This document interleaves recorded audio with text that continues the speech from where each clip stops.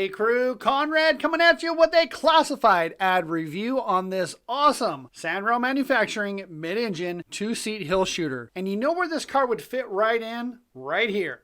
At the Old School Roundup held in Glamis, California, at just behind the Glamis Beach store. This will be held on March 4th, 2023. Scott Ailes puts on this event. It's the third one, right? Last year, gosh, I don't know how many cars there were, 300 sand cars, something along those lines. It's a super bitchin' event. Even if you don't have a sand car, you're going to want to go out to Glamis and check this out. And if you don't have a sand car and you need one for the show, you're going to want to check this one out. All right, let's jump in and take a look at the details. So what do we have? This sand car is brought to you by Sandcar Buy Sell crew member Josh Foster. He is based out of Chino, California. He's asking $9,300 or best offer. We have a 2000 Sandrail Manufacturing car, 2110 VW with a built swing axle, Jmar brakes, dirt and sand tires, always nice, adjustable pedals, custom aluminum seat, 5150 whip with underglow, and states 1 trip on rebuilt trans and rebuilt Weber 44 IDF carbs. Car is light and fast,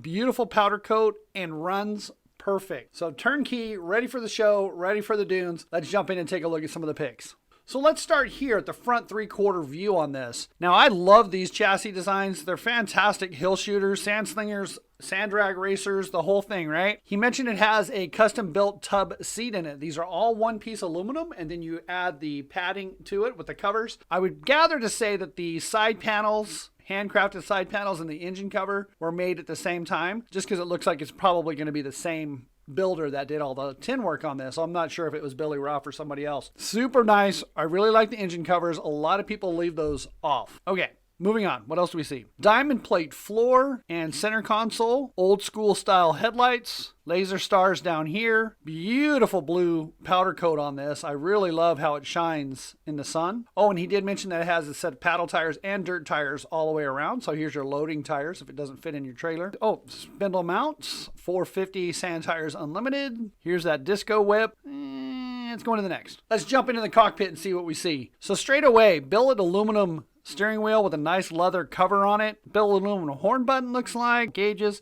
Oh, nice. Power port on there, so you need to charge your phone, which is usually the case, right? Your switches, ignition switches, and so forth. Here's a shot of that diamond plate floor in there. Nice little storage bag right here. Interior looks super nice. I dig the fabric that we have on there. Dodgers. We'll get back to that.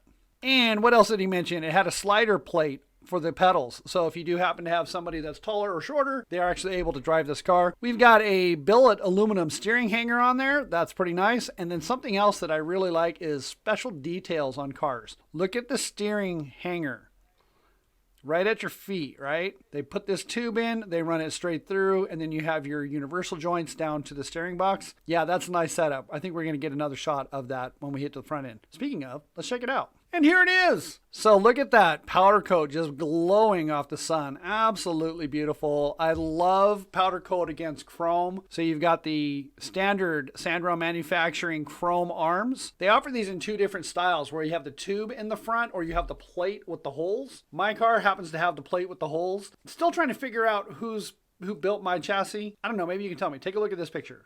Here's my current build. This looks like a Sandrail Manufacturing car, but I'm pretty sure it's a one-off, maybe a home-built garage car, right? This is pretty standard for the Sandrail Manufacturing front ends as well. What I was mentioning about the holes in there versus the 2 tubes that come down. So if you happen to recognize this front end or this chassis, I'm curious of what I ended up with. Okay, next.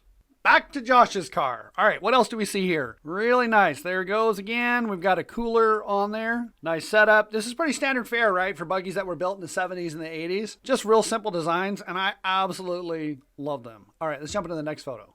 All right, he's applied a coming at us shot. Now, here's that steering bar. Actually, let me blow this up. Look at that. Oh, I'm not going to put the angels in over this. I'm too lazy.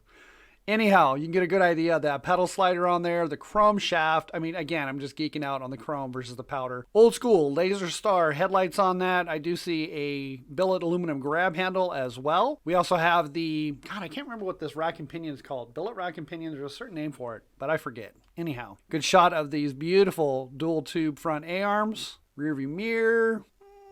Next.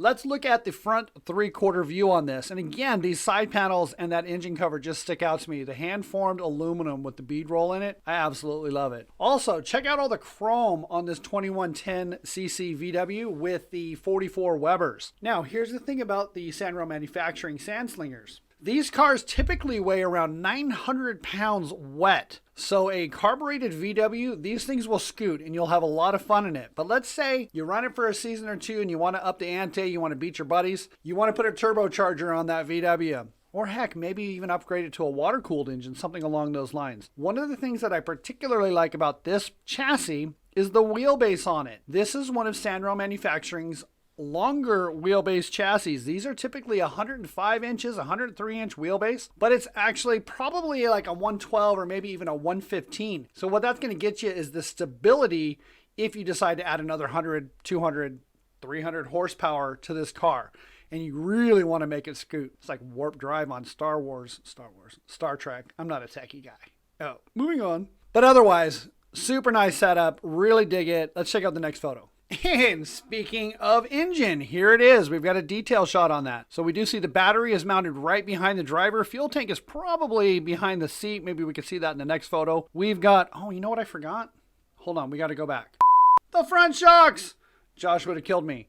So he just upgraded the front shocks on this to this coilover with this piggyback reservoir. So these are going to ride a little bit nicer in the front. Also, you might want to consider this has a 450 smoothie on there. It's putting the Smoothie 2, which is a 680/15 front tire. That tire is going to get you a little bit more flotation, and then you can also lower the air pressure on that as well to help. Because remember I mentioned earlier, these cars weigh about 900 pounds. So getting a little bit of extra cushion out of the front end, you might want to upgrade that front tire. Okay, let's go back.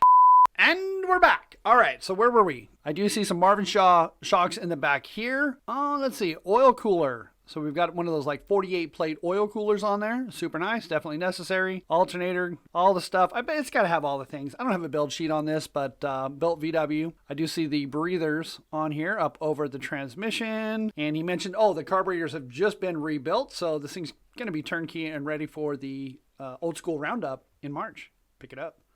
Next. All right, so let's jump into the business end of things. And here's that billet aluminum breather. You see these running down to the valve covers.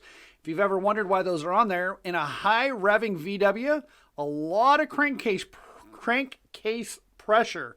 And you want to relieve that pressure through the valve covers over the top of the engine, not below the engine, over the top of the engine to let that pressure come out. Otherwise, you're going to start blowing oil out of the alternator stand, generator stand, the oil fill on that. So you always want to have a breather on there. Oh, there's the fuel tank. I do see it up under the, I'm getting a message from our Facebook group. Somebody's sending me a photo. What do you want? Sorry. Squirrel. And, oh, fire extinguisher. He did mount a fire extinguisher up here, so definitely good for safety. What else do we see? Chrome axle tubes, billet brake line holders, and we've got a cable shifter on that as well. The cable shifters work really, really well because, as you know, if you've ever driven a mid-engine car, the shifters can be kind of janky because the transmission's pointed out the back. So cable shifters are definitely a great option. I also see a can on here, right? Looks like a Super Trap type tip, which everybody loves their straight exhaust until you got to talk to your passenger, you got to talk to your buddy. So having a silencer on the exhaust system is definitely important. I see we've got the black transmission with some heavy duty side plates and some chrome detail on the transmission hanger and the shifter mounting. I think that's about all I see on that. Let's check out this nighttime shot. And what a beautiful shot this is. Man, I sure would like to be sitting around the campfire with these guys right now, right? Hanging out with this crew. Beautiful shot. I made my head like the moon up here. Good night, moon. If you have kids, you know what that's from. If you don't, then don't worry about it. Squirrel. What did he say? 5150 whip. So it gives a real nice glow around the car. Love the headlights that they're turned on. It's just, I don't know, man. Makes me dream. I want to jump in this thing and go. All right, so let's see. I think that's all we have for photos. Let's go ahead and close this out now. And then I almost forgot the daytime cam shot. Goodness gracious. I must have a case of the Mondays. So what do we have? Side shot in camp. Here it is mounted up with the paddle tires. Looks really nice. You get an idea of the wheelbase on that, right? Because typically these things are going to be, the front wheels are going to be way back here and a lot shorter car. The other thing that I noticed on that is, what has he got? A Dodgers flag on there? Because I don't know. I'm just kind of like, Dodgers are neat and all, but I just happen to be a, what did they name it? Los Angeles, Anaheim Angels or something like that. I don't know. But this isn't a sports channel. I just have to give Josh a hard time because he's got the Dodgers flag. Next. Oh yeah, and don't forget to support the channel by clicking these links. Patreon, a little bit goes a long way in bringing you more epic content. Consider getting some merch. Head over to sandcarbysell.com for your shirts and hats. Also, subscribe. It's free. Otherwise, that's all I've got. Thank you for watching. See you in the dunes.